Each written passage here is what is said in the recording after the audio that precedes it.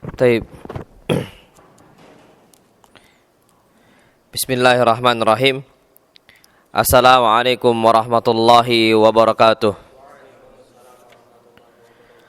Alhamdulillahi wassalatu wassalamu ala rasulillah. Hayyakumullah wa bayyakum wa saddadanillahu wa iyyakum alal khairi wal huda mahayyina. Wa as'aluhu bimannihi wa karamihi ayaj'alani wa iyyakum min ahlil ilmi wal qur'ani tadabbura wa fikha innahu ala kulli syai'in qadir wa bil ijabati jadir. Ayyuhal ikhwatul kiram, alhamdulillah kita bisa kumpul kembali dan mengkaji ilmu agama Allah Subhanahu wa taala. Insyaallah Subhanahu wa taala pada kesempatan kali ini kita akan membahas tentang permasalahan agar kita dimudahkan oleh Allah Subhanahu wa taala untuk mengamalkan agama Islam. Tapi ayyuhal ikhwatul kiram, sebelum kita membahas tema itu, kita perlu tahu bahwasanya agama Islam adalah agama yang mudah, itu aslinya. Tapi walaupun semudah-mudahnya agama Islam, tetap saja bagi kaum muslimin ngamalkannya apa? Sulit. Padahal Masya Allah disebutkan ad-dinu yusrun, agama Islam agama yang mudah. Sampai Nabi kita Muhammad SAW memerintahkan para da'i, para sahabat yang berdakwah untuk ahlul kitab, untuk orang-orang musyrikun dan sebagainya. Yang ditekankan Nabi berkali-kali adalah yassiru wala tu'assiru. Permudah, jangan persulit. Kalau seandainya dia itu bisa dipermudah, jangan dipersulit. Kalau orang kita, kalau bisa dipersulit, kenapa dipermudah? Kan gitu. Tapi aslinya Masya Allah, agama Islam enggak. Setiap hal yang dia itu bisa dipermudah, maka dipermudah. Makanya Masya Allah, anak ambil kasus. Ketika itu Mu'adz ibn Jabal jadi imam. Jadi imam apa? Masjid. Kalau Mu'adz ibn Jabal, itu sholatnya 2 kali, 5 waktu. Sholat pertama, semisal subuh, bersama Rasul kita Muhammad SAW. Mungkin. Kemudian baliknya apa? Bersama kaumnya. Itu sering seperti itu. Yang memungkinkan Mu'adz untuk imam yang kedua bagi apa? Bagi kaumnya dilaksanakan oleh Mu'adz ibn Jabal. Zuhur bersama siapa? Bersama Rasul. Nanti balik jadi imam bersama siapa? Kaumnya. Isya juga seperti itu. Awalnya Isya bersama Rasul kita Muhammad SAW jadi makmum. Nanti pulang jadi apa? Imam. Ini Mu'adz ibn Jabal. Nah, Mu'adz ibn Jabal sering sekali ketika jadi imam untuk kaumnya itu bacaannya panjangnya Masya Allah. Bacanya apa? Panjang. Dapatlah istilahnya seseorang itu, istilahnya suatu hal keberatan. Tidak mau menjadi makmumnya Mu'adz bin Jabal. Karena bacanya apa? Panjang. Akhirnya sahabat tadi pun yang nggak suka Mu'adz jadi imam, ngelapor sama Rasul kita Muhammad Sallallahu Alaihi Wasallam. Dipanggil Mu'adz. Wajah Rasul kita Muhammad SAW itu udah marah. Sampai Rasul kita Muhammad cuma berkomentar, ya Mu'adz, afattanun anta, wahai Mu'adz, engkau tukang fitnah, membuat orang lari dari agama Islam. Afattanun anta ya Mu'adz, engkau mau buat orang itu lari, engkau tukang fitnah di sini. Padahal Pak Mu'adz ibn Jabal itu ingin melaksanakan istilah satu hal yang dia rasa itu satu hal yang baik gitu loh, agar orang terbiasa untuk mendengarkan Al-Quran. Tapi ternyata itu mempersulit. Makanya Nabi kita Muhammad SAW bersabda, man shalla bin nasi falyukhaffif. Kalau ada dari kalian yang jadi imam bagi orang banyak, maka ringankan.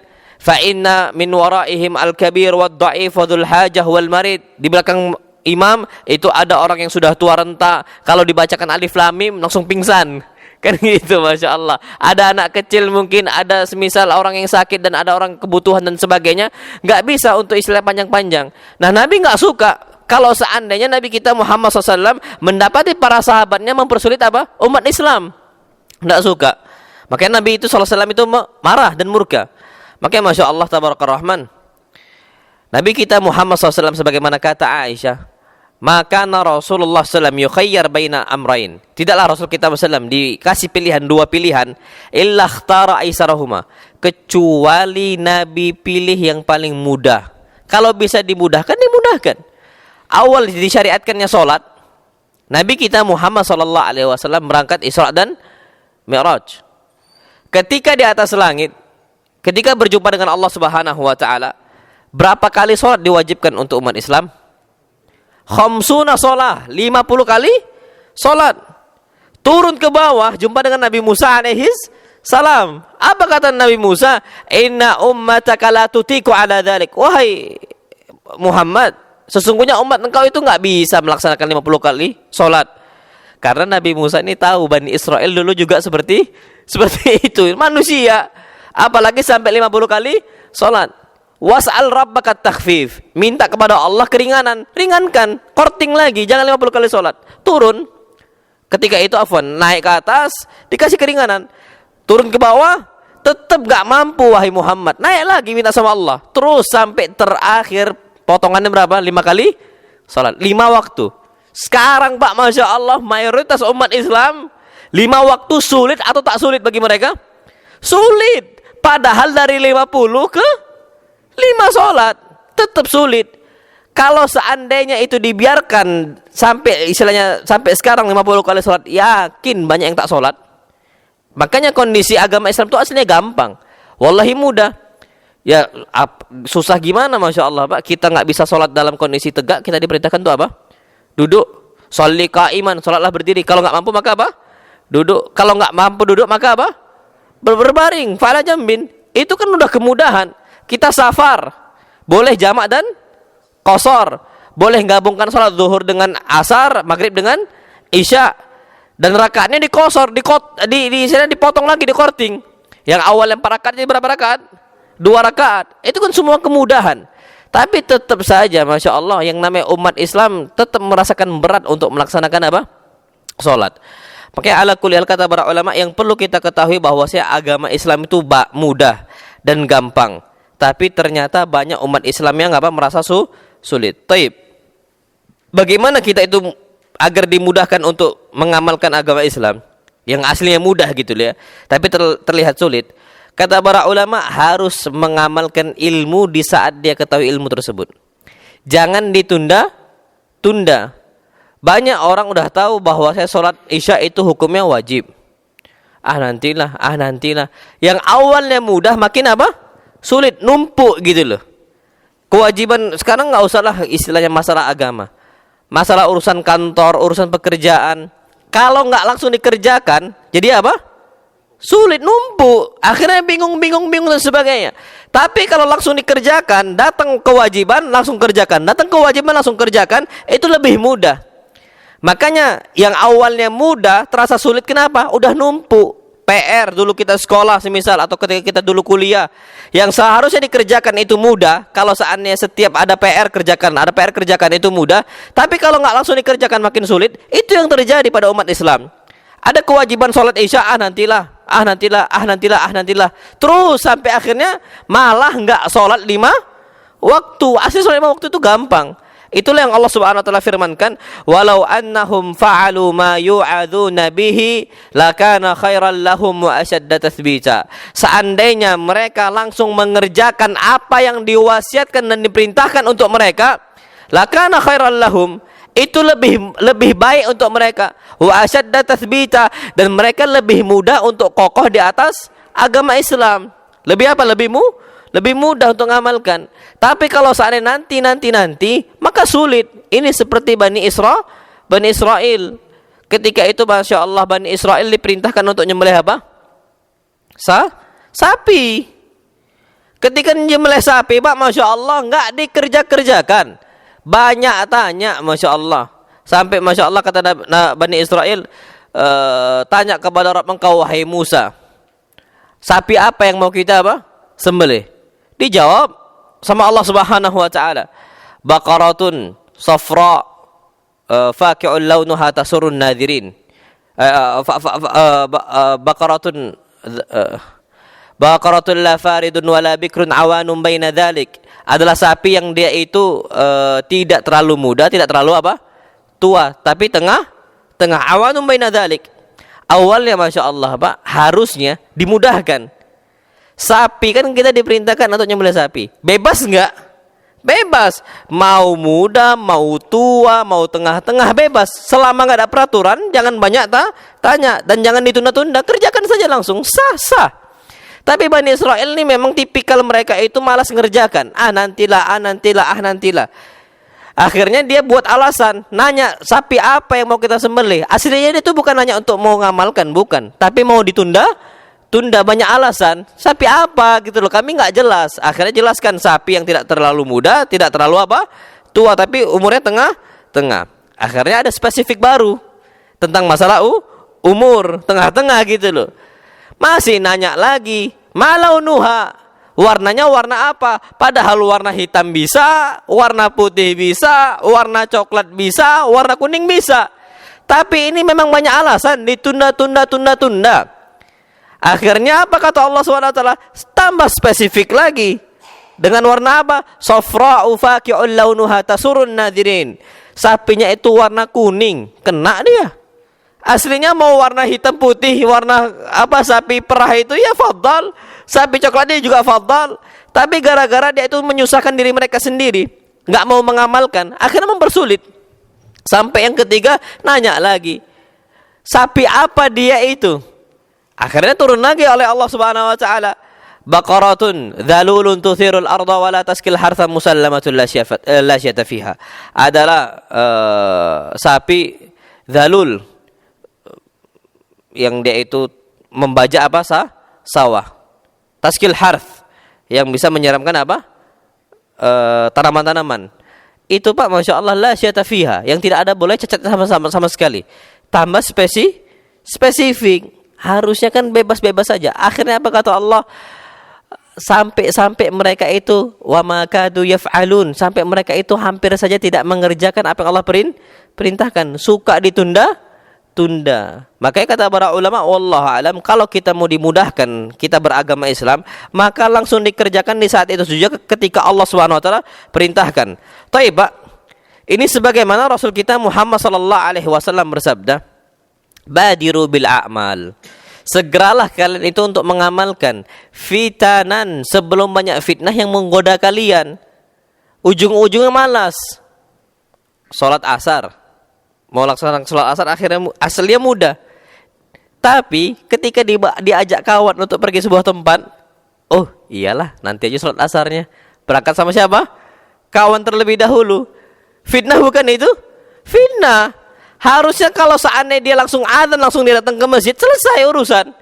Kalau dia mau diajak kawannya fadal, mau diajak siapa juga terserah. Tapi gara-gara dia itu nantilah, ketika ada kawan yang ngajak dia, udah nggak lagi sholat asar dia.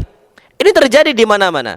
Makanya kita harus apa? Kerjakan sebisa mungkin. Wallahu a'lam bissawab. Taib. Antum tahu Pak? Sampai Allah Subhanahu wa taala firmankan untuk orang-orang yang dia itu Yahudi. Yahudi ini apa kondisinya? Nggak mau mengamalkan ajaran mereka.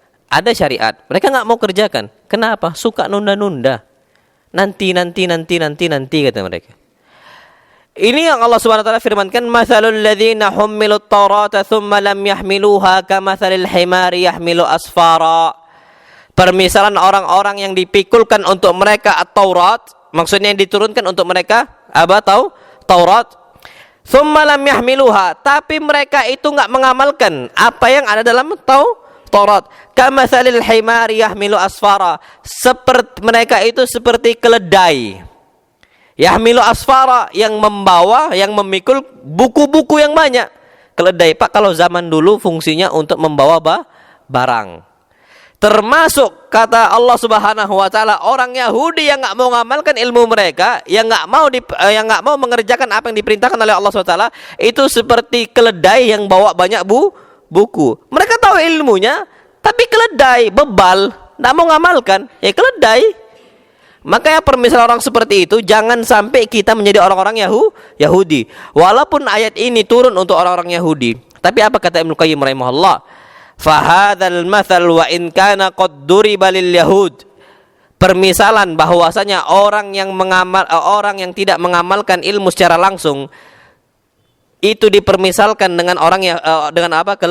Keledai. Walaupun itu permisalan untuk orang-orang Yahudi, tapi apa kata beliau? Fahuwa mutanawilun min haitsul ma'na liman humilal Qur'an.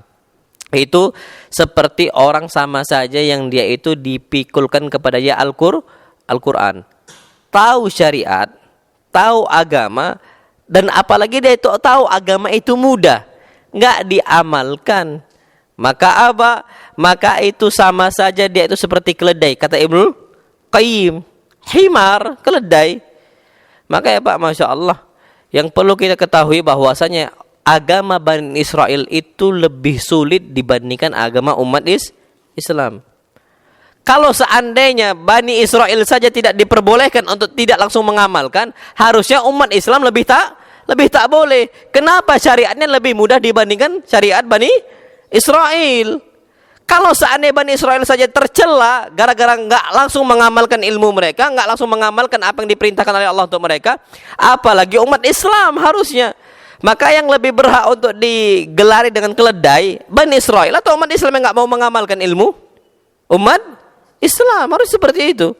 Karena memang Masya Allah Pak, taubatnya Bani Israel, kalau Bani Israel bermaksiat kepada Allah Subhanahu wa Ta'ala, kalau Bani Israel itu membangkang dari Allah Subhanahu wa Ta'ala, dan mereka mau bertobat kepada Allah Subhanahu wa Ta'ala, caranya gimana?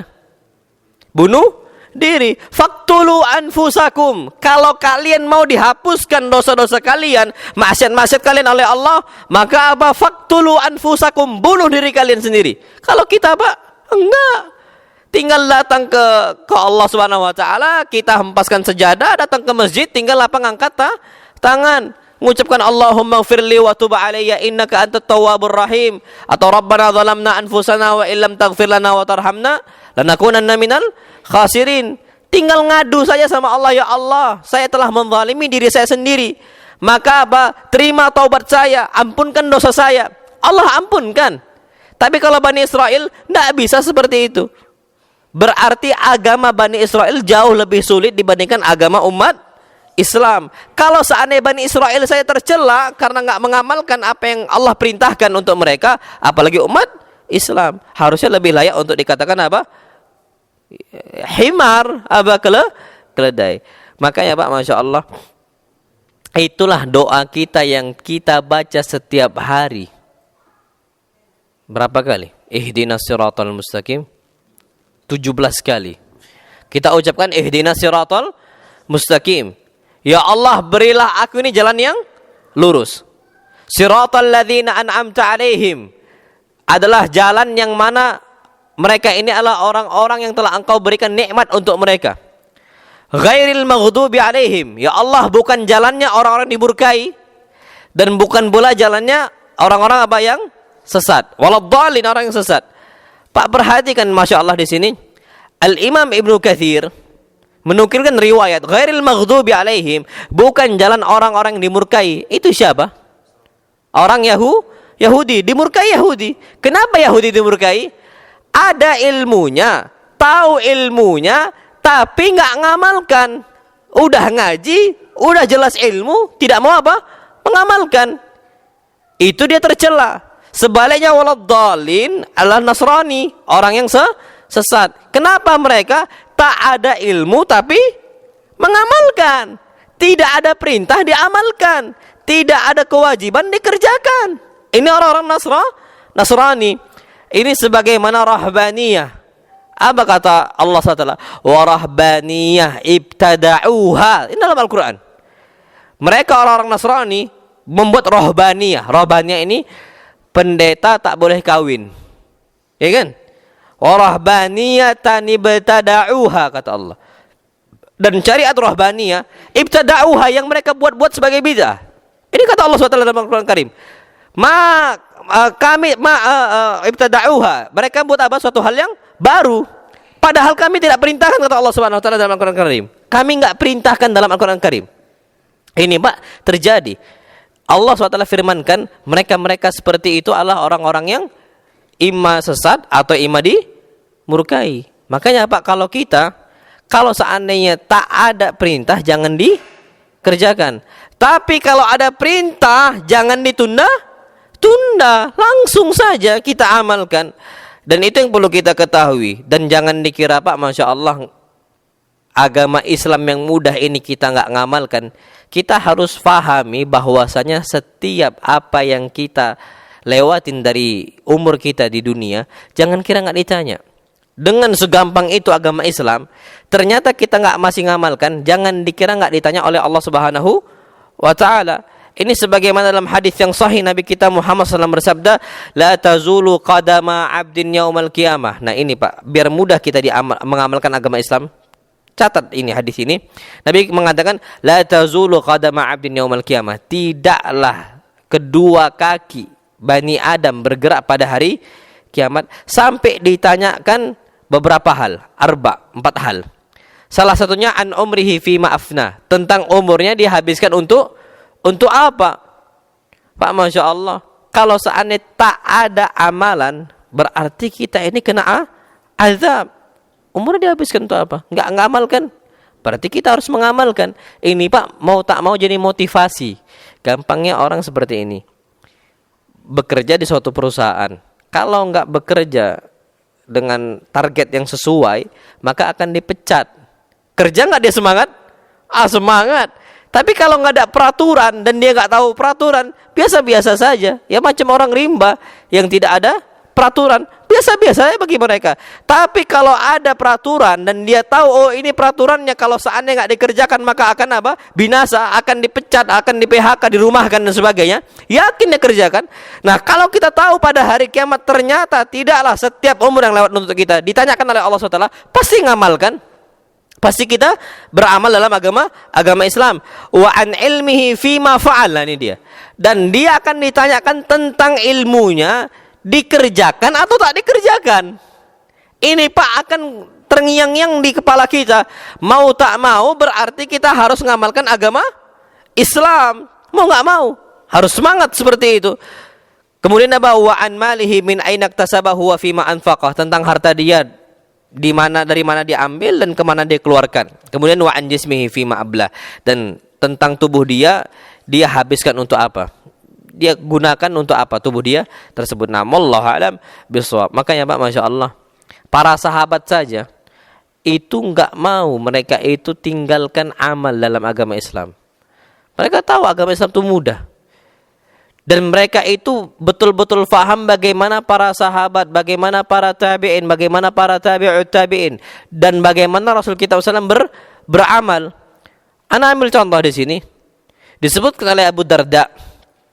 Abu Darda bercerita, mengatakan, innama akhsha min rabbi yaumal qiyamah. Sesungguhnya aku ini betul-betul takut dari Allah Subhanahu wa Ta'ala pada hari kiamat.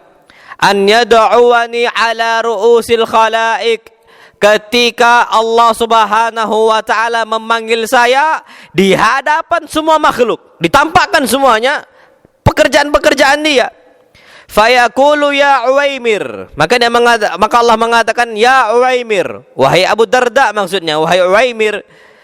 Faqultu labbaika ya Rabbi, apa ya Allah?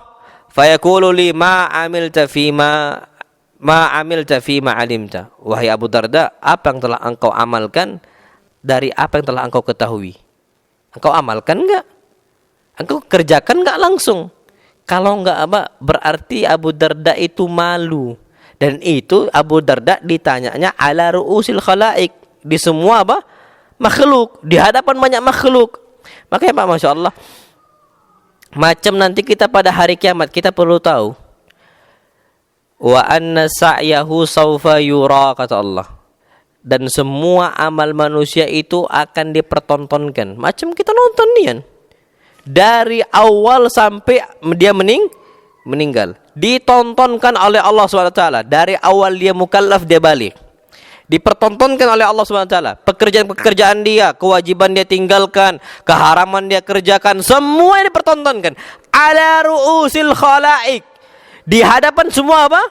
Makhluk. Semua lihat, oh fulan ternyata seperti ini hakikatnya. Dan itu semua makhluk melihat.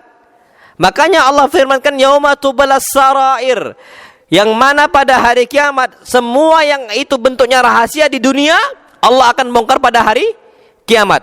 Tak ada lagi rahasia.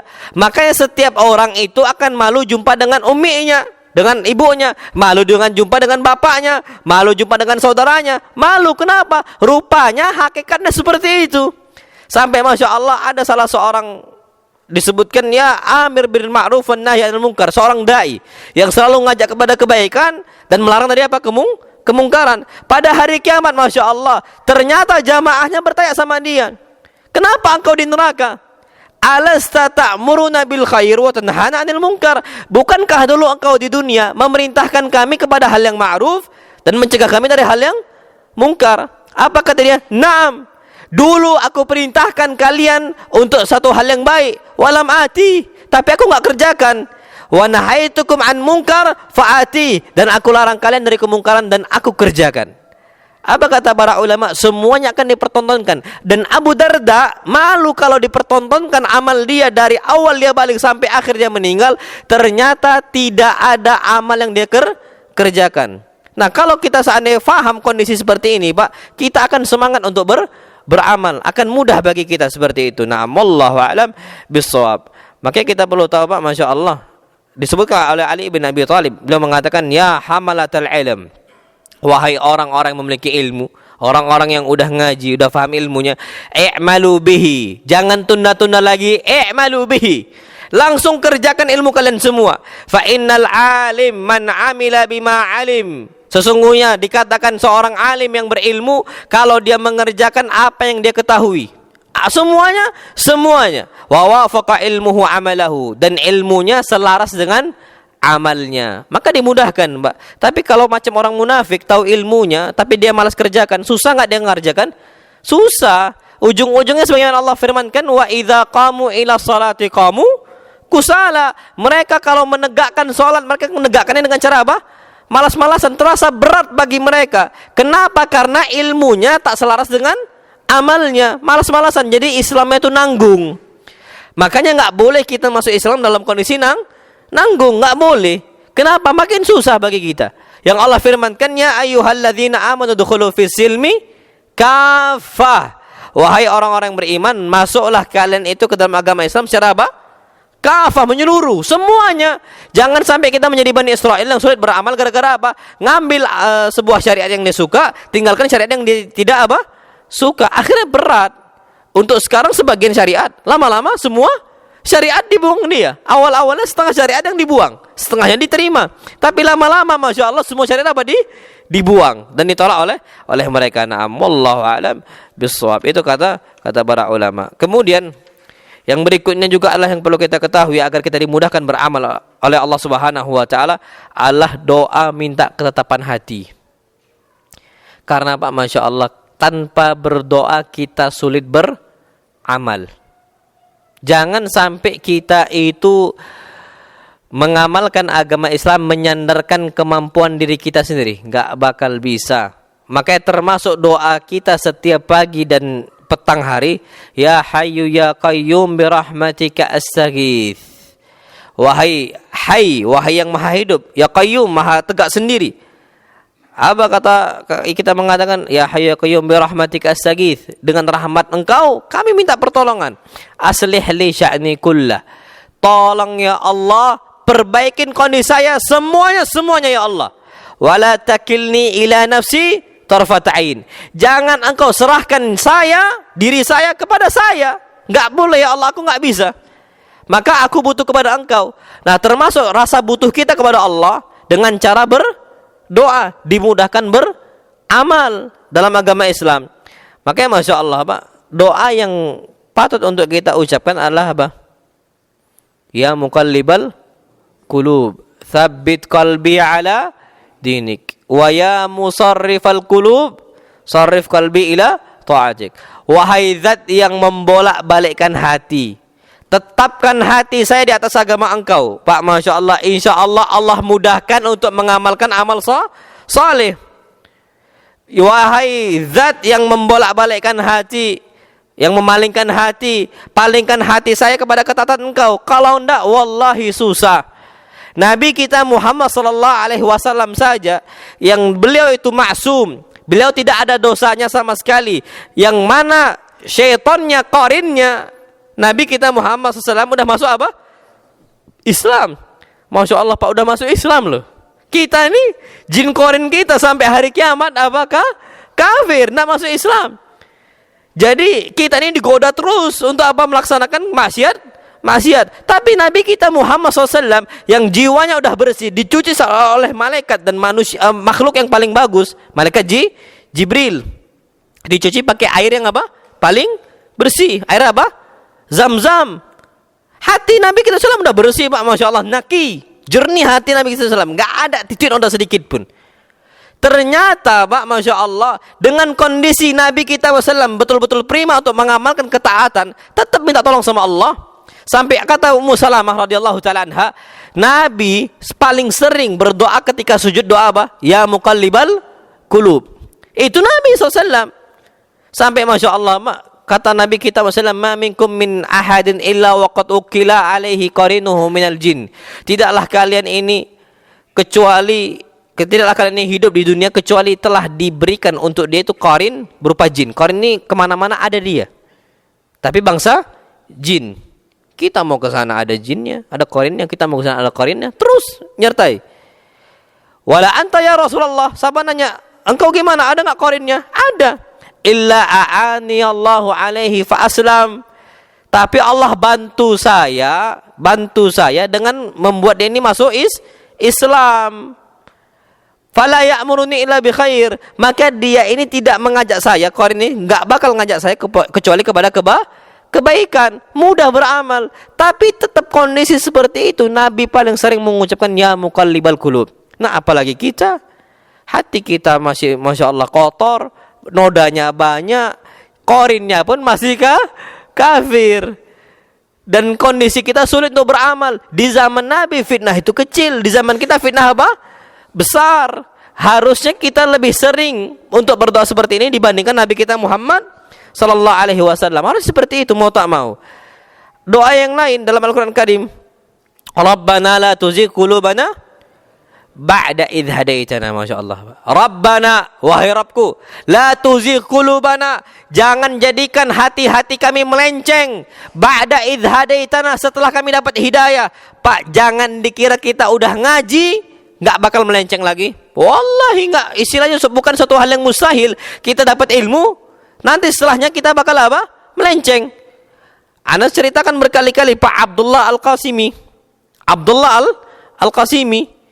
Beliau ini Pak Masya Allah sampai disebutkan ulama, membantah orang-orang Syiah, Khawarij. Itu dibantah oleh beliau. Jahmiyahnya, saking banyaknya ilmu beliau. Tapi Pak Masya Allah, berasa kibir sombong bahwasanya ilmu itu ya gara-gara dia berusaha gitu loh, nggak serahkan kepada Allah Subhanahu wa taala, tidak mengakui bahwasanya Allah memang murni dari Allah Subhanahu wa taala. Akhirnya Pak, malah dia itu menjadi orang ateis, tidak lagi agama Islam. Sampai di kitab dia yang terakhir dia mengatakan ashkuru lisyaitan, aku bersyukur berterima kasih kepada syaitan Tuhan saya.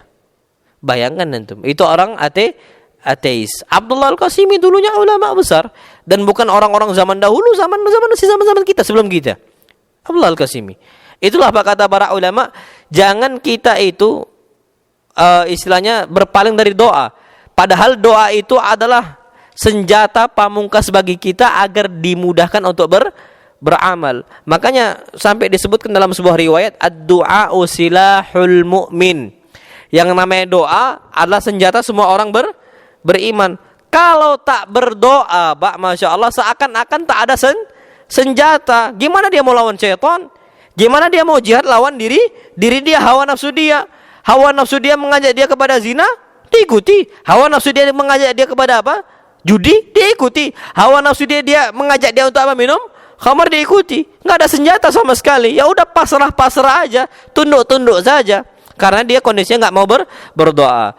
Makanya Masya Allah, Nabi kita Muhammad SAW dalam riwayat lain, beliau sering sekali berdoa, Allahumma a'inni ala dzikrik. Ya Allah, bantu saya untuk selalu ngingat Engkau. Masya Allah. Kita Pak, kalau seandainya nggak dibantu oleh Allah untuk selalu ngingat Allah SWT, nggak bakal dimudahkan oleh Allah untuk beramal. Susah. Tapi kalau kita mau dimudahkan untuk beramal saleh, maka doa ini, Allahumma a'inni ala dzikrik. Ya Allah, bantu saya untuk selalu mengingat Engkau. Kapan sholat? Dia mudah untuk mengamalkan sholat. Kenapa? Dibantu oleh Allah untuk ingat Allah. Kapan dia dikasih harta oleh Allah, harta yang banyak, dia dibantu oleh Allah untuk ingat Allah bahwa saya di harta ini ada hak orang lain, sedekah dia, zakat dia, dan seterusnya. Tapi kalau nggak dimudahkan, Pak, taunya cuma diri dia, nggak ingat Allah. Akhirnya dapat harta banyak, disimpan. Harta orang lain dikorupsi. Itu kenapa? Karena nggak dibantu oleh Allah ngingat Allah Subhanahu wa ta'ala. Wa syukrik, ya Allah, bantu saya untuk apa? Selalu bersyukur kepada Engkau. Terakhirnya apa? Wa husni ibadatik, dan beramal dan beribadah kepada Engkau dengan cara yang paling bagus. Jadi dimudahkan untuk beribadah dengan cara doa tadi, Allahumma a'inni ala dzikrika wa syukrika wa husni ibadatik. Tapi Pak, yang perlu kita tahu, kalau kita berdoa kepada Allah Subhanahu wa ta'ala, itu cobalah pilih waktu-waktu yang mustajab. Jadi boleh, fadl Pak, doa semua waktu itu silahkan. Tapi jangan sampai kita itu tidak mengambil momen tertentu untuk mengangkat hajat kita kepada Allah SWT. Pilih waktu-waktu yang paling kita sukai. Di antaranya Pak, kata para ulama, sepertiga malam, thuluthul lail al-akhir, sepertiga malam terakhir. Jadi Pak, maghribnya kapan? Semisal jam 6, subuhnya semisal jam 5. Ini contoh saja. Berarti kalau dibagi 3, ambillah 3 yang terakhir.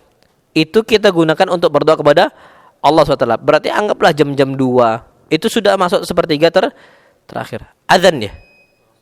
Oh nah, Masya Allah. Adzan dulu. Nanti kita lanjutkan kajian kita habis Isya, insyaAllah. Nah, wallahu alam bisawab. Assalamualaikum warahmatullahi wabarakatuh.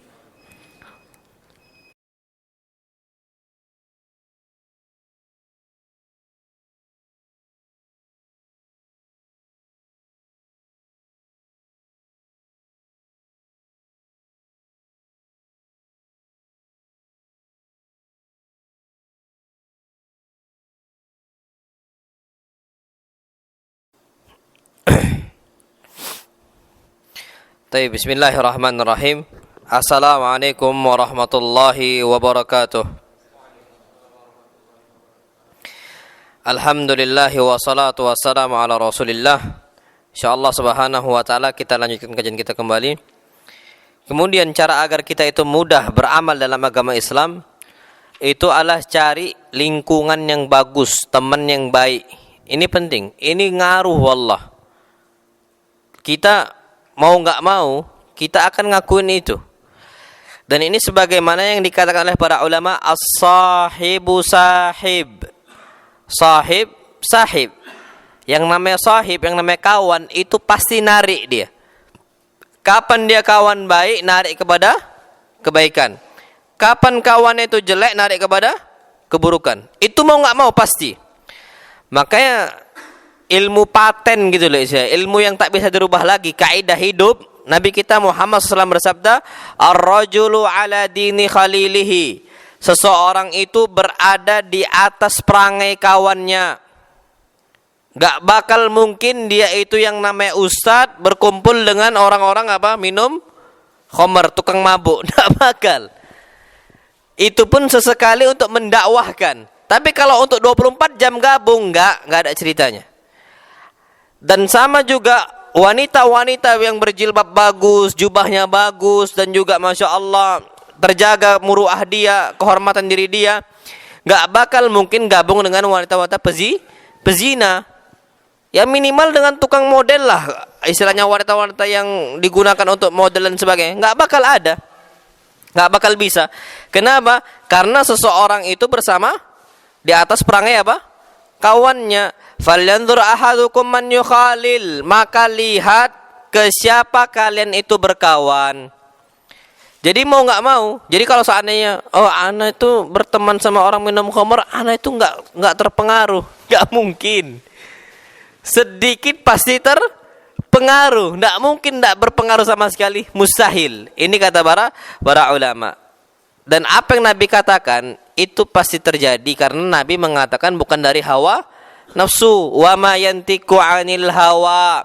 Tidaklah Nabi kita Muhammad sallallahu alaihi wasallam mengucapkan sesuatu hal dari hawa nafsunya. In huwa illa wahyu yuha. Apa yang Nabi ucapkan itu pasti datangnya dari wahyu yang Allah wahyukan. Baik. Pak, Masya Allah, ada anak cerita nih Pak ya, Masya Allah, terjadi di kota, bukan jauh-jauh Pak, kota Prabu Mulih lah. Ada beberapa ikhwan, dulu orangnya bagus gitu loh, rajin ke masjidnya, perhatian dengan agamanya. Salah pilih kawan, salah pilih komunitas lingkungan hidup. Akhirnya apa? Berkumpul dengan orang-orang yang lalai, jadi orang lalai. Syukran jazakallah khair. Jadi orang apa? Lalai. Betul Pak, tidak nampak lagi sholat jamaah di mana. Sholatnya itu tidak tahu lagi. Itu gara-gara salah pilih lingkungan. Sampai antum mau pindah sebuah tempat, apa kata para ulama? Al-jar qabla ad-dar. Sebelum pilih tempat tinggal, lihat dulu bagaimana tetangganya. Jadi jangan pilih tempat tinggal, tapi pilih tetangga. Kalau bisa tetangga dengan ustaz, kalau bisa tetangga dengan orang soleh, kalau bisa tetangga dengan orang yang dia itu selalu rajin ke masjid. Pak, kalau antum rumah bedeng, ana pernah tinggal di rumah bedeng, sebelahnya orang awam, sebelahnya orang-orang awam. Istilahnya dia nggak tahu kapan waktu azan, kapan waktu dia itu senda gurau.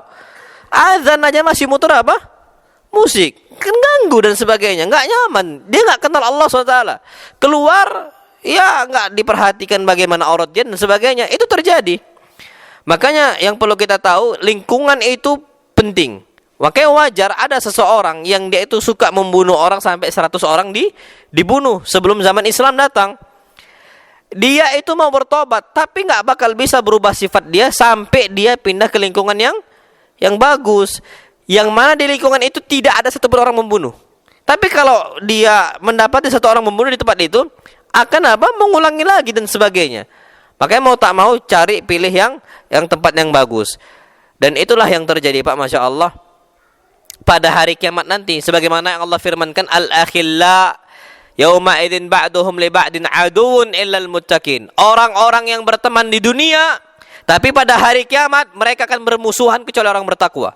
Orang-orang berteman di atas ketakwaan, berteman gara-gara masjid, berteman gara-gara kajian, berteman gara-gara nuntut ilmu. Itu Masya Allah Pak, kemana-mana ada. Abu Hurairah dengan Rasulnya, semisal Abu Bakar dengan Rasulnya, Umar dengan Rasulnya, Utsman dengan Rasulnya SAW. Maka itu kita perlu tahu bahwasanya mereka akan di dunia berteman, di akhirat juga apa? Berteman. Tapi kalau dia pertemanannya gara-gara bisnis, gara-gara apa dan sebagainya, yang bisnisnya nggak dilanjutkan dengan takwa, cuman lalai-lalai saja, cuman dunia-dunia saja, maka apa? Sulit dia beramal. Kalau udah sulit dia beramal, lalai di dunia. Kapan lalai di dunia? Dia kawan-kawan yang buruk berteman, tapi pada hari kiamat saling gugat. Ana nih ya Allah lalai gara-gara dia. Ana lalai gara-gara siapa? Gara-gara dia. Apa kata Allah? Nggak bisa. Kena adab dua-duanya. Maka Allah firmankan, wala tuti' man aghfalna qalbahu an dzikrina. Jangan ikuti orang-orang yang telah kami lalaikan hatinya dari mengingat kami. Udah tahu dia ini lalai, ngapain diikuti? Ngapain ditemani? Nanti kita saling gugat pada hari kiamat, bukan saling berteman. Itu udah Allah Subhanahu wa taala firmankan. Dan ujung-ujungnya Pak, Masya Allah, kalau orang yang sudah seperti itu kondisinya, salah pilih teman dan sebagai akhirnya susah beramal, itu akan gigit jari menyesal. Ini sebagaimana Allah firmankan, wa yauma ya'addu dzalimu ala yadayhi. Pada hari kiamat nanti orang-orang seperti itu akan gigit jari. Dia mengatakan, laitani takhadtu ma'ar rasuli sabila. Seandainya aku jadikan jalan Rasul sebuah jalan, aku enggak ngikutin orang-orang lain. Ya wailata laitani lam attakhidh fulan khalila. Seandainya dulu aku tidak jadikan si fulan menjadi kawan. Nyesal Pak di akhirat. Di dunia enggak nyesal kita Pak. Belum nyesal. Lalai dari Allah, cuman ya tergiur dengan dunia. Saat di dunia kita enggak nyesal. Kapan nyesal? Di akhirat. Itu terjadi. Apa kata dia? Laqad adallani 'anidz dzikri ba'da idz ja'ani. Dia telah melalaikan saya dari mengingat Allah setelah ilmu datang kepada saya. Pak, banyak kondisi orang memang ketika datang ilmu, dia kuat agamanya, tapi bisa jadi malah apa? Tergelincir. Itu yang udah kita ceritakan tadi. Ini termasuk di sini. Laqad adallani 'anidz dzikri ba'da idz ja'ani. Aku dulu mengingat Allah terus. Setelah aku mendapatkan ilmu yang banyak, ternyata salah pilih kawan malah apa?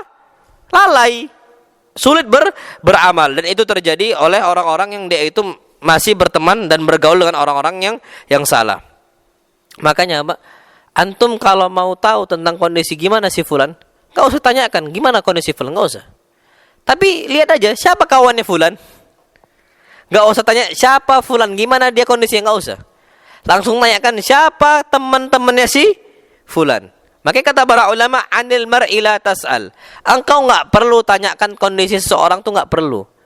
Walakin wasal an qarinihi. Tapi tanyakan dengan kondisi kawan-kawannya. Siapa kawan-kawan dia? Selesai, itu saja. Kenapa? Fakullu qarinin bil muqarin tadi. Karena seseorang akan selalu mengikuti siapa? Kawannya, temannya. Enggak perlu, Pak. Antum semisal nih, Masya Allah, didatengin oleh seorang ikhwan. Didatengin oleh seorang laki-laki semisal, untuk melamar putri antum. Enggak usah tanyakan siapa dia, gimana kondisi dia, enggak usah. Tanyakan saja siapa kawan-kawan dia. Kawan-kawan dia ini masih tukang main motor enggak, jemping-jemping kayak gitu? Atau kawan-kawan ini kawan-kawan suka nongkrong enggak, yang lalai? Itu aja. Siapa kawan antum? Siapa kawan kamu? Oh, kawan ana fulan di masjid. Kawan ana fulan di masjid. Ah, itu orang yang bagus. Kuncinya, Pak, jangan tanyakan dia tentang dia, enggak usah. Tapi tanyakan gimana kawan-kawan dia, wasal an qarini. Kenapa? Fakullu qarinin bil muqarin tadi. Makanya Pak, Masya Allah, antum tahu dampaknya orang-orang yang bermaksiat itu enggak ringan. Dan ini sebagaimana kata Utsman ibn Affan, waddatiz zaniyatu law anna an-nisa yaznina kulluhunna. Orang-orang para wanita berzina berharap semua wanita di dunia ikut berzina. Berarti dampaknya apa? Bukan kecil. Antum berkawan dengan orang-orang yang minum khamar, Pak, ada harapan kecil dia antum juga ikut minum khamar. Paling enggak ditawarin, kamu nyoba nih, enak lu, kan gitu. Cobalah dulu, sayang nih kalau enggak dicoba. Itu terjadi. Ini yang kata Utsman ibn Affan, waddatiz zaniya, seorang wanita pezina berharap annan nisa, bahwa seluruh wanita tazni kulluhunna, semuanya berzina. Itu harapan besar mereka. Kecil ataupun besar, mau nggak mau kita itu kena dampak mereka. Itu yang perlu kita ketahui. Wallahu alam besok. Makanya apa? Usahakan kita itu perhatikan gimana kawan-kawan kita. Ana yakin antum kalau mau mudah untuk sholat ke masjid, carilah kawan-kawan orang yang rajin ke masjid. Mau nggak mau, deketin mereka, jangan dijauhin. Kalau antum mau mudah menuntut ilmu, berkawan dengan orang-orang rajin kajian. Pasti tanya, akhi, ini ada kajian, ayo berangkat. Akhi, ini ada kajian, ayo berangkat. Dan seterusnya. Tapi kalau kita, minimal, antum berkawan dengan orang tukang bengkel, minimal antum itu suka apa? Nukang-nukangin. Walaupun bisa bongkar, tak bisa masang. Kan gitu. Tapi antum itu suka untuk nukang-nukang gitu loh. Karena kenapa? Berkawan dengan tukang bengkel, minimal tangan tuh kena oli hitam dan sebagainya. Ini mau nggak mau itu kunci hidup kata para ulama. Maka kita harus tahu bahwasanya yang namanya manusia harus apa? Milih kawan yang baik untuk mudah beramal. Kemudian yang terakhir insyaallah pada kesempatan kali ini, agar mudah kita itu beramal soleh adalah memperbanyak sabar. Banyak apa? Sabar. Kita udah katakan tadi bahwasanya agama Islam semua syariatnya mudah. Tapi balik-balik lagi, kenapa terasa sulit? Karena hawa nafsu. Karena syaitan juga yang menggoda. Ada jin qarinnya dan hawa nafsu. Karena hawa nafsu kita, Pak, hati kita, jantung kita belum dicuci oleh para malaikat kan gitu. Kalau Nabi kita SAW, hawa nafsu tak ada lagi. Dan jinnya udah masuk Islam. Tapi kalau kita, Pak, terasa sulit bagi kita untuk beramal soleh, maka kita harus tahu bahwasanya kita itu harus memperbanyak apa? Sabar. Karena sebagaimana Nabi kita Muhammad SAW bersabda, ya'ti 'alan nasi zaman, akan datang nanti di akhir zaman suatu waktu, al-qabid 'ala dinihi, orang yang berpegang teguh dengan agamanya, yang dia itu bersabar pegang teguh dengan agamanya, kal-qabid 'alal jamar, seperti dia itu memegang bara api. Maksudnya banyak yang tak sabar langsung dilepas. Padahal itu mau tak mau dia harus apa? Pegang agama dia. Itu yang terjadi. Makanya kita harus tahu bahwa setiap orang-orang yang dia itu disyariatkan sebuah amal untuk dia harus bersabar. Nggak mungkin nggak ada cobaan dalam agama Islam. Ini sebagaimana yang Allah firmankan, ahasiban nas an yutraku an yaqulu amanna wa hum la yuftanun. Apakah manusia akan dibebaskan untuk mengatakan, oh kami udah beriman, oh kami ini udah muslim, wa hum la yuftanun, sedangkan mereka enggak dikasih cobaan? Mustahil. Pasti ada apa? Cobaan. Walaqad fatanna alladziina min qablihim. Kami dulu selalu ngasih cobaan untuk orang-orang sebelum mereka. Jadi banyak cobaan-cobaan untuk Nabi Nuh, banyak cobaan untuk Nabi Isa, banyak cobaan untuk Nabi Ibrahim. Nabi Muhammad pun lebih besar apa? Cobaannya. Umat Islam juga seperti itu. Mau tak mau. Makanya yang perlu kita tahu, Pak, Masya Allah, pentingnya kita itu untuk mengajak sabar kepada orang lain. Sabar, akhi. Bentar aja kita hidup. Itu penting. Ini sebagaimana yang Allah firmankan dalam Al-Quran Karim, wal asr innal insana lafi khusr. Demi masa, sesungguhnya manusia itu selalu berada dalam kerugian. Kecuali siapa? Illal ladzina amanu, kecuali orang beriman. Wa amilus shalihat, dan beramal saleh. Wa tawasaw bil haqqi, dan saling berwasiat kepada kebenaran. Apa yang ada kebenaran dia nasihati. Ini akhi, faddal. Antum coba baca, bagus nasihatnya. Itu saling apa? Mewasiatkan dalam kebenaran. Wa tawasaw bis sabr, dan beramal kepada kebenaran itu harus sabar. Nasihati, saling mewasiatkan untuk apa? Saling bersabar. Na'am, wallahu a'lam bishawab. Insyaallah subhanahu wa taala kita lanjut dengan apa? Tanya jawab. Jadi itu beberapa hal yang bisa Anda sampaikan untuk memudahkan antum beramal saleh. Fadhal Pak, kalau ada pertanyaan silahkan. Bismillah. Silakan Pak, fadhal. Waalaikumsalam warahmatullahi wabarakatuh.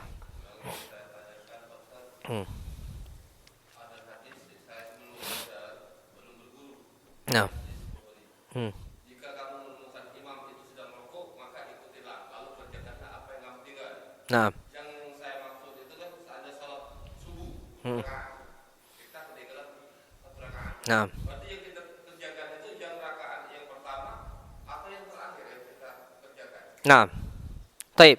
Yang kita kerjakan itu rakaat yang pertama. Itu ikut salam, tahiyat. Nah, ngikut tahiyat. Tapi hitungannya rakaat pertama. Karena Nabi kita Muhammad sallallahu alaihi wasallam, salatlah sebagaimana yang kau dapatkan. Salatlah kita ikut sebagaimana yang kita dapatkan. Tapi nanti apa? Sempurnakan yang ketinggalan. Nah, ini hitungannya walaupun kita ikut tahiyat, tapi itu hitungan rakaat pertama. Hitungannya tetap rakaat pertama. Karena kita itu diperintahkan untuk mengikuti imam. Enggak boleh kita enggak tahiyat. Hukumnya dosa karena imam sedang apa? Tahiyat. Karena sabda Nabi kita sallallahu mengatakan, innama ju'ilal imamu liyu'tamma bihi. Sesungguhnya imam menjadikan imam untuk diikutin. Wa idza raka'a farka'u. Kalau ruku' maka apa? Ruku'. Wa idza fasjudu. Kalau sujud maka sujud. Kalau tahiyat berarti apa? Tahiyat. Tapi hitungannya rakaat pertama seperti itu. Makanya kita nanti di rakaat kedua bukan yang kita kerjakan langsung salam tanpa tahiyat, tetap tahiyat kata para ulama. Seperti itu. Jadi nanti kita qadha'nya harus tahiyat lagi.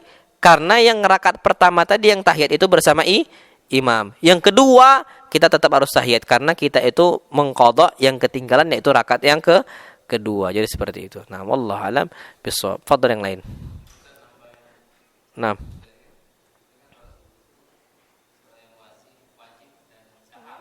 Nah.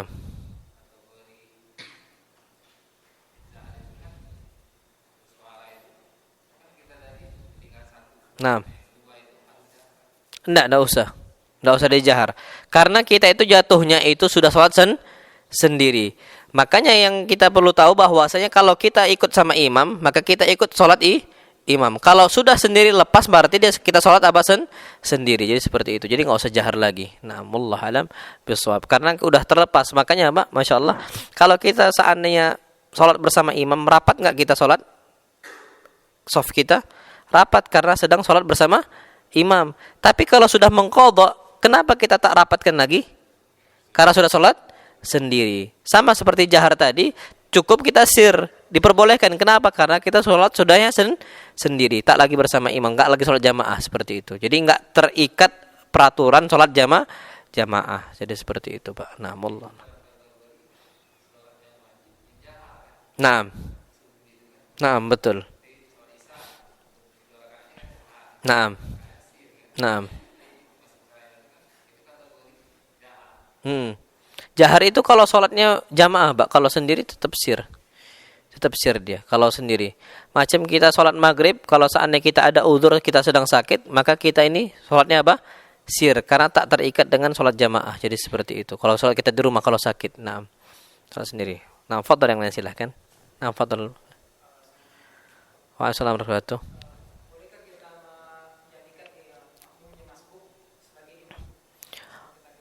Namun ini Allah alam ini khilaf para ulama. Di antara ulama ada yang enggak membolehkan. Karena menjadikan dua kali apa? Istilahnya ada dua imam di situ. Tapi wallahu alam kalau kami berpendapat bahwa itu diperbolehkan. Kenapa diperbolehkan? Karena dia itu bukan menjadikan dua imam, enggak. Kecuali sengaja. Karena sebagaimana sabda Nabi kita Muhammad SAW, kalau ada dua pemimpin, maka apa? Faktulu al-akhira minhuma. Maka perangi orang yang terakhir. Perangi orang terakhir. Jadi nggak boleh ada dua pemimpin. Dalam apa penurusan? Dalam lembaga nggak boleh ada dua pemimpin. Dalam rumah tangga nggak boleh ada apa? Dua pemimpin. Dalam sholat pun nggak boleh ada dua pemimpin, nggak boleh. Kondisinya tapi kalau sholat itu bukan sengaja ada dua pemimpin. Yang itu pemimpin yang pertama gara-gara dia itu apa? Sholat pada waktunya. Nah yang kedua itu gara-gara apa? Ketinggalan sholat. Dan itu bukan memaksudkan untuk memisah. Yang tercela itu dulu di Ka'bah, di Masjidil Haram, itu sholat itu sesuai dengan mazhabnya masing-masing. Mazhab Hanafi itu imamnya mazhab Hanafi. Mazhab Maliki imamnya mazhab Maliki. Mazhab Syafi'i imamnya mazhab Syafi'i. Imam Ahmad ibn Hanbal mazhabnya Imam Ahmad ibn Hanbal. Jadi setiap kali sholat 5 waktu ada 4 kali sholat. Itu yang tercela, tidak boleh. Ini ijma' para ulama tercela dan harus dihindarkan. Ya kalau seandainya mazhabnya Syafi'i kita mazhab Hambali, ya nggak ada masalah. Ya fadl diikuti dan sebagainya. Nah jadi kalau seandainya apa yang ditakutkan mau menjadikan dua imam itu istilahnya tertolak. Kenapa tertolak? Pernah kejadian kondisi Anas ibn Malik telat datang sholat. Nabi sudah apa? Sholat. Ternyata Anas ibn Malik memerintahkan jamaahnya untuk apa? Untuk melaksanakan, untuk apa? Mengumandangkan iqamat. Apa kata para ulama? Berarti di situ Anas ibn Malik menjadi imam setelah apa? Rasul kita Muhammad sallallahu alaihi wasallam. Tapi tak sengaja dan Rasul tak mengingkari itu. Berarti kita diperbolehkan kalau kita masbuk, ada orang masbuk dijadikan sebagai apa? Imam. Dan kami selama di SDI, selama 4 tahun di SDI, semuanya seperti itu. Kalau ada yang masbuk, nanti dia jadikan apa? Imam untuk orang lain yang belum apa? Sholat. Dan tak ada satupun ustaz yang mengingkari itu. Jadi selama kami di Jember seperti itu. Nah, wallahu alam bisawab. Jadi diperbolehkan. Walaupun ada sebagian ulama mungkin ana pernah membaca fatwa Syekh Shalih Fauzan. Kalau nggak salah Syekh Shalih Fauzan kalau nggak salah. Itu beliau tidak membolehkan. Alasannya ditakutkan nanti menjadikan dua imam dalam satu kali sholat. Padahal tidak. Itu gara-gara murni memang masbuk. Kalau memang murni masbuk itu tidak ada masalah sebagaimana hadisnya Anas ibn Malik tadi. Nah, wallahu alam bisawab. Fadhal yang silahkan. Nah, fadhal, Pak. Iya. Iya.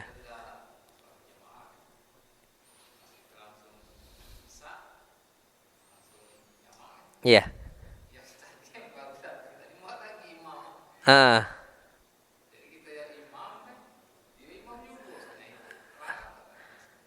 Sebenarnya terlarang. Ada dua imam dia satu waktu kan? Iya, maghrib. Iya. Iya. Iya. Iya. Harusnya yang ikut tadi itu yang masbuk jangan buat jamaah baru. Jadi kita lihat siapa duluan yang sudah apa? Sholat. Ngikut saja. Contoh yang tadi belum sholat maghrib nih. Kita sholat apa? Isya. Kita duluan maju kan karena biasanya tidak ada jeda antara zikir dengan sholat apa? Isya setelahnya. Anggaplah kita langsung berdiri, maka orang yang baru datang harusnya ngikut jamaah apa? Sholat jamaah tadi. Apakah masalah? Nggak ada masalah. Karena boleh ikhtilafun niyah ma'al imam. Boleh kita tuh berbeda niat dengan imam. Mana dalilnya? Mu'adz tadi. Mu'adz bin Jabal sholat bersama Rasul kita SAW. Sholat apa? Wajib. 5 waktu. Ketika pulang ke kaumnya, sholat yang wajib tadi hukumnya menjadi apa? Sunnah, karena sudah dikerjakan bersama Rasul kita Muhammad SAW. Tapi kaumnya sholat apa?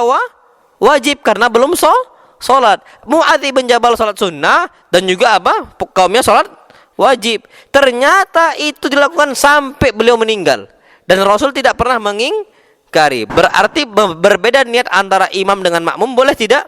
Boleh. Harusnya yang tadi jamaah apa?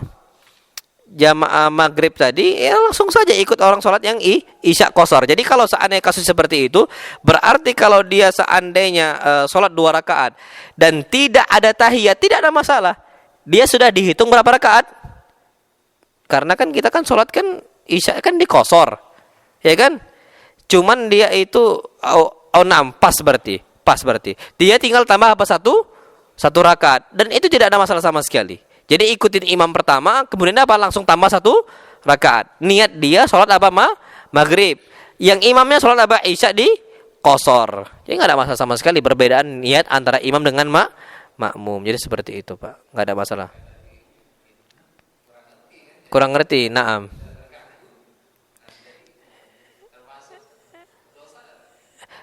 Sebenarnya berdosa sebenarnya karena mengganggu. Dan nggak boleh dua imam satu masjid itu nggak boleh, apalagi 2 imam satu waktu satu tempat, nggak boleh sebenarnya, nggak boleh. Harus sering. Anda juga sering seperti itu, sering kita. Nah, sahih itu Pak. Jadi harusnya memang kita harus tahu ilmunya. Jadi kalau kapan ada yang datang ini sholat, oh ya udah ikut saja, nggak ada masalah sama sekali, ikut saja mereka. Walaupun mereka itu, anggaplah mereka itu jamak dan beda sholat, ya kita niatkan sholat kita diperbolehkan. Nah, wallahu alam. Bisawab. Fadhil, silakan. Nah, silakan, Pak. Nah.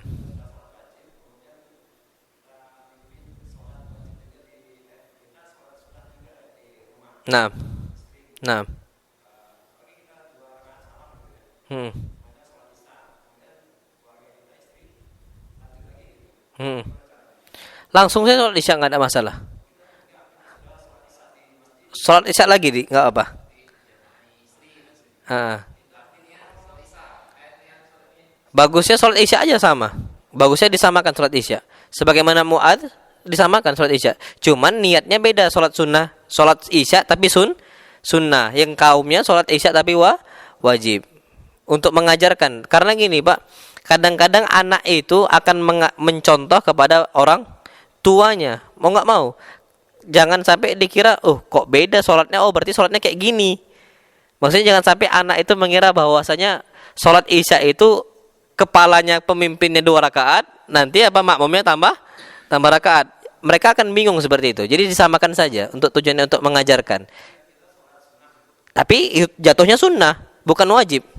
Jatuhnya karena kewajiban sholat 5 waktu cuma sekali. Kalau terulang lagi maka hukumnya apa? Sunnah. Ini sebagaimana pernah kejadian Rasul kita Muhammad SAW sedang sholat asar. Kemudian ada 2 orang pemuda datang ke masjid, duduk-duduk di teras masjid. Rasul kita Muhammad SAW pun langsung manggil 2 orang tadi. Sampai apa yang terjadi? Itu kaki mereka berdua bergetar karena takut dipanggil Rasul kita Muhammad SAW. Takut. Pas dipanggil, apa kata Rasul kita SAW? Ma mana'akuma an tusalliya ma'ana. Apa yang mencegah kalian berdua untuk sholat bersama kami, sholat asar? Apa kata dia? Ya Rasulullah, sallaina fi rihalina. Wa Rasul, kami udah sholat di kampung kami. Maka apa kata Rasul? Jangan lakukan seperti itu. Maka sholatlah ikut bersama kami. Sholatnya apa? Sunnah. Hukumnya sunnah, tapi sholatnya sholat asar. Jatuhnya tapi hukumnya sunnah, Pak. Karena cuman sekali. Macam kayak haji. Haji sekali hukumnya apa? Wajib. Sekali lagi hukumnya apa?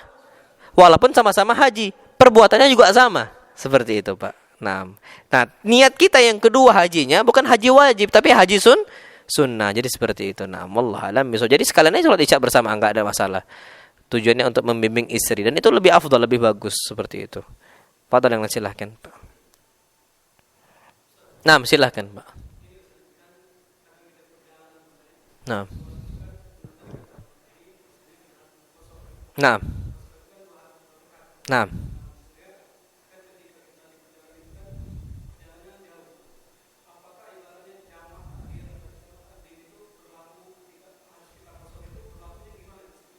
Taib. Jamak takdim ataupun jamak takhir itu pilihan.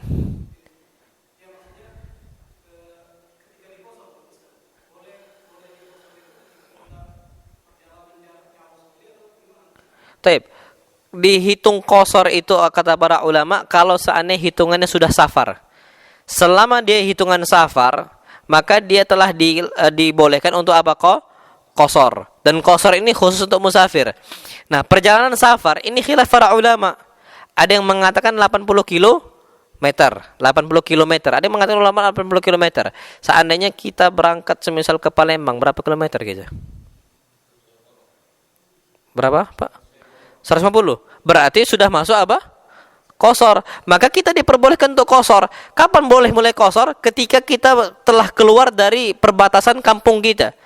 Contohnya di sini, kita udah nggak masuk lagi Pengabuan, udah keluar. Biasanya ada gapura biasanya.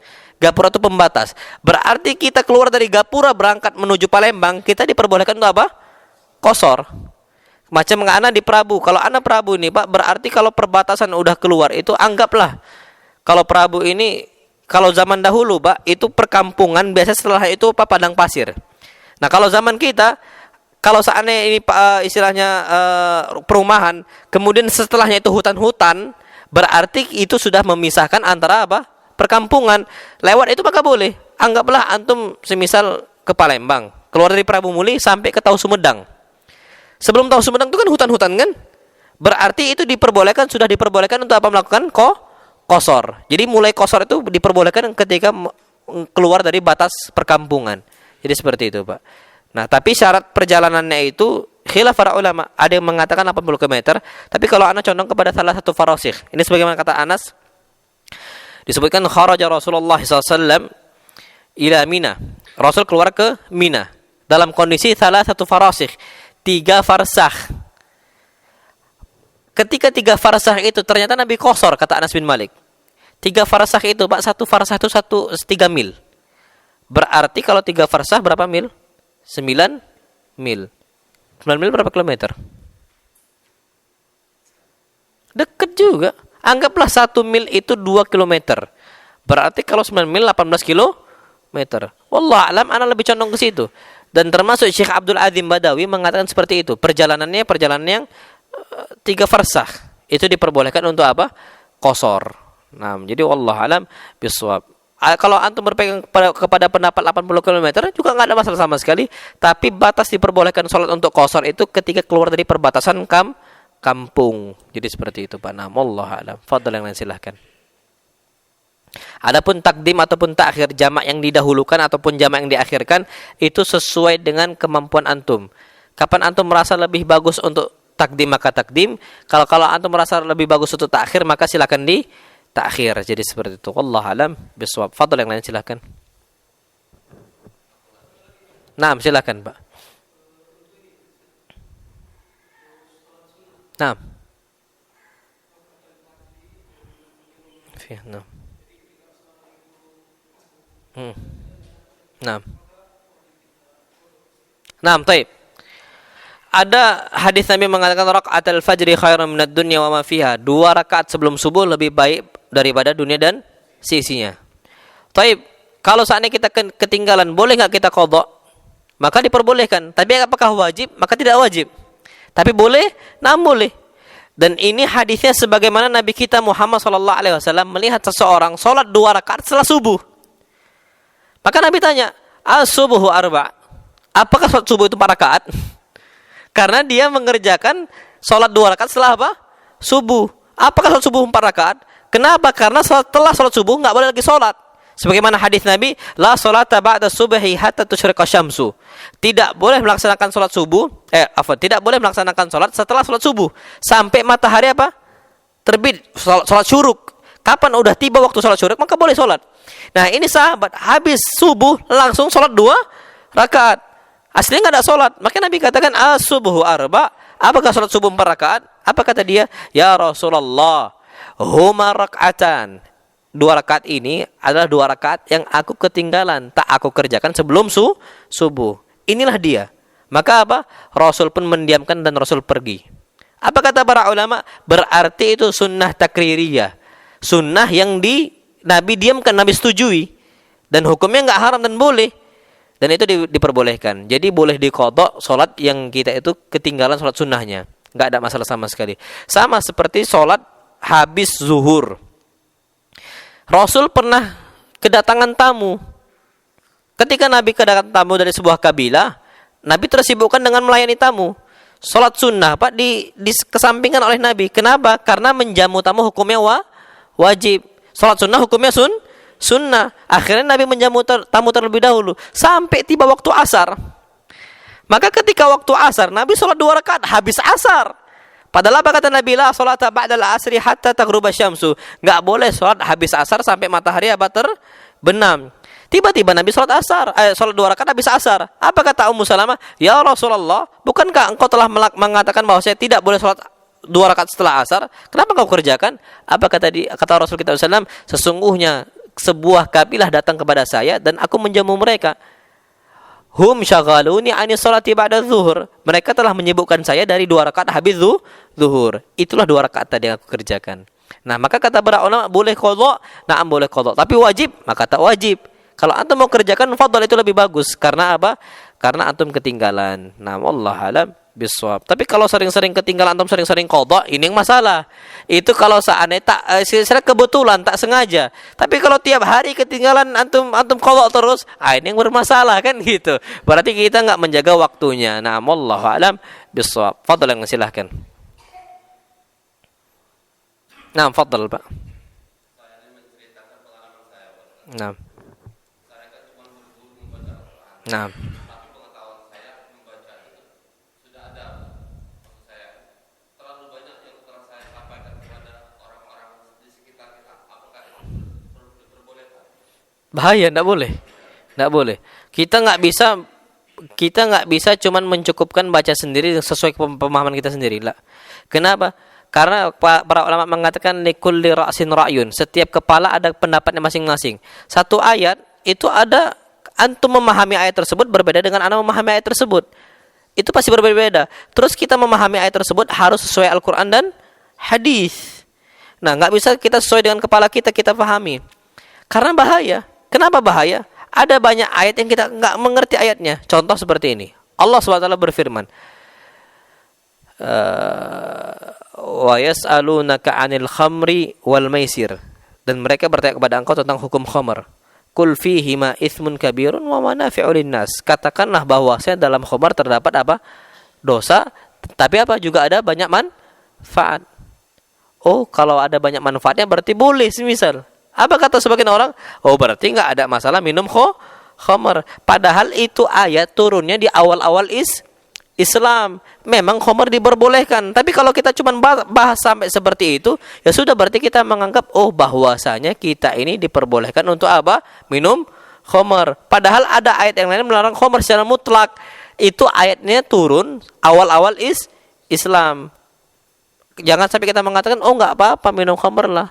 Memang usahakan jangan. Tapi khamr ada manfaatnya, kita ngomong ke orang. Bahaya bukan? Bahaya. Jadi kata para ulama, nggak bisa Pak kita membaca kitab sendiri, membaca buku sendiri atau Al-Quran sendiri sesuai pemahaman kita, nggak bisa. Sampai ada para ulama mengatakan man kana syekhuhu kitabahu kana khata'uhu aktsar min shawabihi. Siapa yang kitabnya adalah guru dia, maka kesalahannya lebih banyak daripada benarnya. Lebih banyak salah daripada benarnya. Banyak hadis yang dia nggak bakal fahami, dan banyak Al-Quran dia nggak bakal fahami. Nah, wallahu a'lam bishawab. Dan nggak bisa mencukupkan dari terjemahan Al-Quran, nggak bisa. Banyak sekali permasalahan yang kita nggak pernah tahu apa maksud dalam Al-Quran tersebut. Baik tentang masalah puasa, baik tentang masalah zakat, baik masalah kafarat, sumpah. Itu banyak yang kita nggak fahami kalau kecuali dengan tafsir. Hatta antum buka kitab tafsir itu harus ada gurunya. Nggak bisa kalau nggak ada guru, susah. Tapi kalau ada gurunya insya Allah bisa.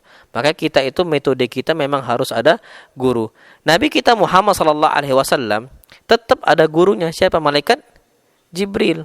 Para sahabat, mereka faham nggak bahasa Arab? Para sahabat faham. Ketika mereka ngerti ayat, mereka faham.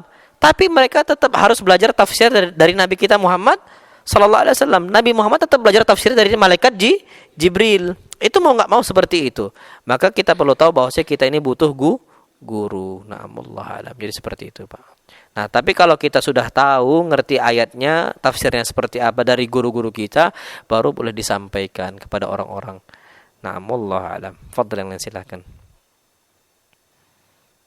Udah ya? Kita tutup sampai sini. InsyaAllah SWT kita lanjutkan pada pertemuan berikutnya. Wassalamualaikum warahmatullahi wabarakatuh. Subhanakallahumma wa bihamdika asyhadu an la ilaha illa anta astaghfiruka wa atubu ilaik. Assalamualaikum warahmatullahi wabarakatuh.